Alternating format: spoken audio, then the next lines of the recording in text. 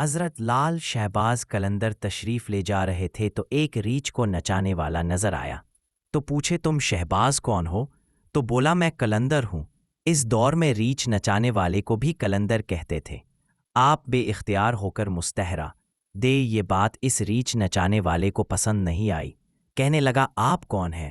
آپ نے فرمایا میں بھی قلندر ہوں۔ کہنے لگا آپ کیسے قلندر ہیں؟ آپ کے پاس ریچھ نہ ڈگڈگی تو تماشا کیسے دکھائیں گے؟ فرمایا پہلے تم دکھاؤ پھر میں دکھاتا ہوں۔ ریچھ والے نے ڈگڈگی بجائی اور ریچھ کھڑا ہو کر ناچنے لگا۔ ریچھ والے نے آپ سے کہا اب آپ کی باری۔ تھے حضرت لال شہباز قلندر رہ دو درختوں کی ٹہنیوں پر کھڑے ہو گئے اور ریچھ والے کو فرمایا کہ نیچے سے گزر جاؤ مگر یاد رکھنا گے جانا مگر واپس کبھی مت آنا۔ جیسے ہی ریچھ والا نیچے سے گزرا ماحول ہی بدل گیا۔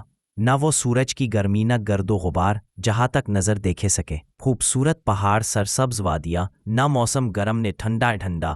ابھی اسی سوچ میں ہی تھا کہ دیکھا ایک عظیم لشکر سپاہیوں کا گھوڑوں پر سوار تیزی سے اس کی طرف بڑھ رہا ہے۔ وہ گھبرا گیا کہ آج تو جان گئی۔ پاس پہ